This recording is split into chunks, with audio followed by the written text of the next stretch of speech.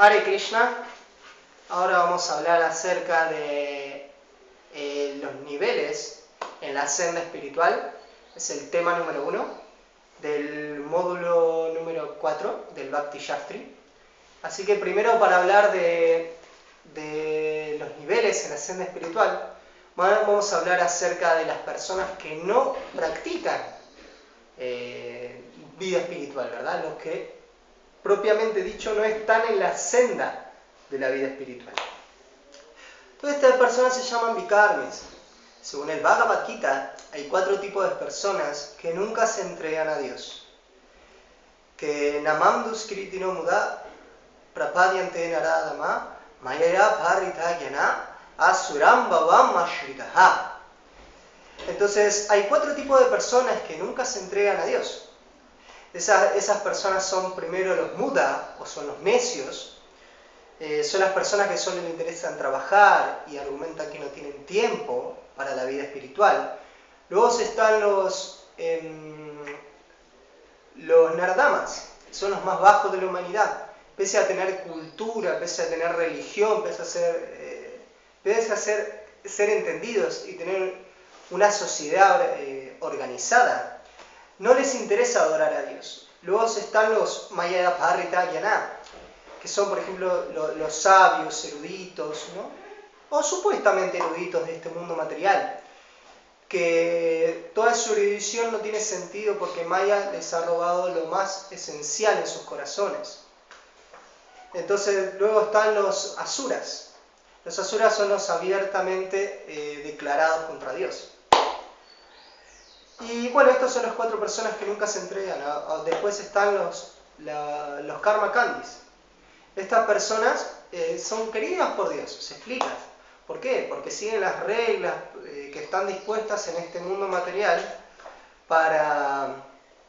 que estableció Krishna, ¿verdad? Para que haya un cierto orden en el cosmos.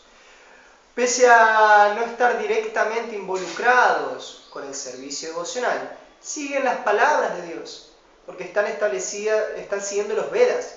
Y los Vedas provienen de la suprema personalidad de Dios, dice el capítulo número 3 del Bhagavad Gita. Por lo tanto, es la semilla que detona la comprensión o el acercamiento de Dios, porque están aceptando una autoridad superior proveniente de Krishna, ¿verdad?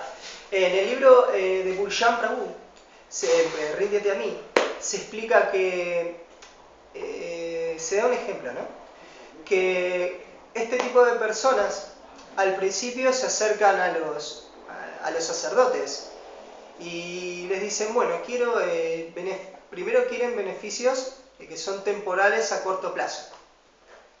Entonces, por ejemplo, les piden, no sé, tener dinero, alivio del sufrimiento, y así tienen diferentes fines que desean a corto plazo. Entonces, luego, cuando este tipo de personas se dan cuenta que esos beneficios a corto plazo no los satisfacen, piden algo un poco más a largo plazo, que sea un poco más duradero, ¿verdad?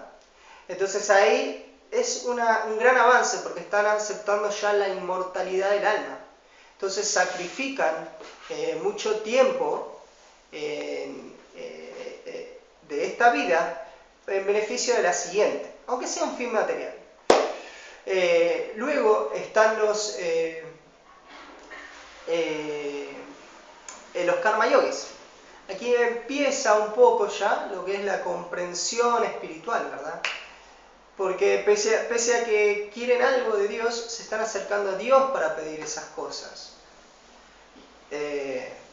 Estos pueden ser divididos, los karma yogis, en sakama karma yogis o nishkama karma yogis, ¿verdad? Los sakama karma yogis están apegados al fruto del trabajo como el trabajo en sí mismo. Y los nishkama karma yogis están apegados más que nada al trabajo en sí. Pero también si practican seriamente, se van a ir desapegando de esos deseos inadecuados en el corazón.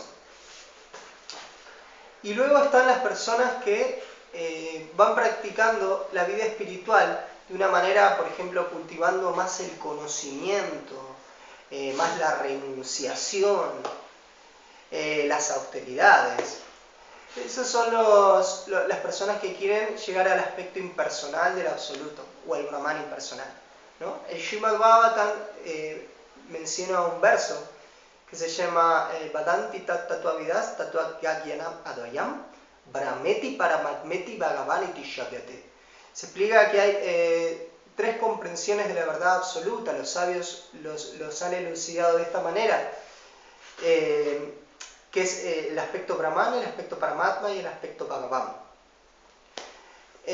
Según el Bhagavad Gita también se explica que no hay diferencia entre aquel que estudia el Sankhya Yoga, porque es buscar la raíz del árbol, y aquel que estudia o que practica Bhakti Yoga, porque es regar la raíz misma del árbol. Entonces no hay ninguna diferencia entre ninguno de los dos procesos, no se contradicen. Pero el proceso del impersonalismo es más difícil, ¿no? Es un proceso más complicado, porque el alma no está adecuada a ello. El alma es Anando Maya Vyasar, buscadora de placer por excelencia, ¿no? Por eso en el capítulo número 12 del Bhagavad Gita se menciona también en el texto número 1, Arjuna le pregunta, ¿quién es mejor? ¿El impersonalista básicamente o el personalista? ¿No? Entonces Krishna dice, Shri Bhagavanu Vacha Mayeva Shamano Yemam Niti Ektu Pasadeshraya Pareo Petaste Meyuktata Mamataha. Se dice que de los dos, el más perfecto es el Bhakti Yogi, pero es muy querido el impersonalista también para Krishna, porque está buscando vida espiritual, y eso es algo poco común. Pero eso en el texto número 5 también dice que eso es más difícil. Luego está en esta senda espiritual, está el Dhyana Yogi, que el objetivo del yoga es controlar la mente. Perdón. Y ellos lo hacen en absorber la mente, samadhi, la absorción total, en Paramatma, en el corazón, en la forma de Vishnu Murti. Entonces tiene diferentes etapas, ¿no?, el Dhyana Yoga. Para hacer una larga historia corta, por ejemplo, está el Yoga Rukshu o Yoga Rudra, que son las dos etapas como iniciales y más avanzadas, ¿verdad? Y cuando dice que como el objetivo del yoga es controlar la mente, se explica Chanchanam hi mana Krishna Pramati Balava Dridam Tasyaham Niraham Manye Vayorivar Sudushkanam. Entonces, la mente es inquieta, turbulenta, muy difícil de controlar, pero Krishna le dice, tú puedes controlarla mediante la práctica adecuada y el desapego. Entonces, luego el último proceso es el del Bhakti Yoga, ¿verdad? Y hay tres tipos de personas o tres tipos de practicantes del Uttama Bhakti, de este proceso más elevado de comprensión espiritual. Esos tres tipos de personas son el Kanishta-dikari, el Madhyama-dikari y el Uttama-dikari, ¿no? En el Upadeshamrita podemos observar que hay que hacer, por ejemplo, ofrecer reverencias mentales al Kanishta-dikari. A la persona que se sometió a la iniciación Diksha, el Madhyama-dikari, ¿no?, que ya entiende un poco quién es el inocente, quién es el demonio y quién es la suprema personalidad de Dios, y actúa al respecto. Entonces a esta persona le tenemos que ofrecer nuestras reverencias. Y al Uttamadikari, que es la persona que ya puede entender absolutamente todo en la creación de Dios, que es el devoto puro con una fe sublime y perfecta en Dios, a este devoto le tenemos que ofrecer nuestras reverencias y asociarnos con él, para aprender a absorber las cualidades de ese devoto Uttamadikari.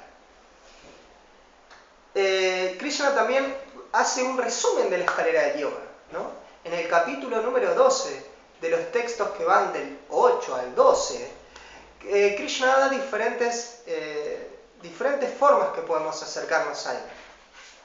Entonces ahí en el texto número 8 dice, bueno, lo mejor que hay es absorbe toda tu mente en mí, ocupa toda tu inteligencia en mí, así siempre vivirás conmigo sin ninguna duda.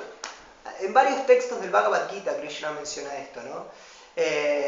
Man mana bhava mad bhakto, ¿no? en el capítulo 9, en el capítulo 18, en el 1865, 934, se va explicando un poco esto. Bueno, en este verso, en el 12.8 también se menciona lo mismo.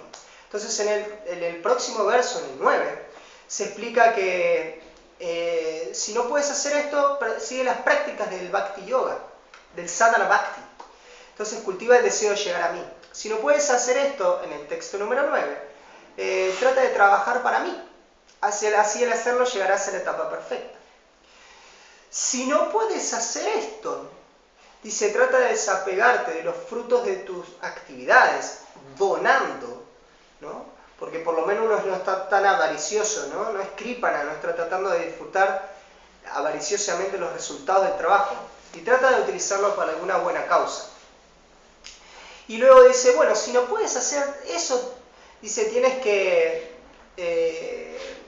practicar el conocimiento y tienes que practicar la meditación, ¿no? De esa manera uno puede seguir mejorando en la vida espiritual. Entonces esto es un resumen que da Krishna de la vida espiritual. Y hay que depender de Krishna.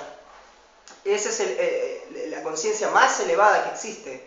Es depender siempre de Krishna, como un niño depende de su madre, ¿verdad? El niño nunca está pendiente acerca de nada. Se explica en el Srimad Bhagavatam que Prahlad Maharaj no estaba pendiente de nada de su propio cuerpo. Dejaba que Krishna se encargue totalmente de uno. Él simplemente se absorbía en servicio devocional. Estos son algunos ejemplos que se pueden dar, ¿verdad? Así que, Hare Krishna, vamos a dejar por ahí. Muchas gracias. Haribol.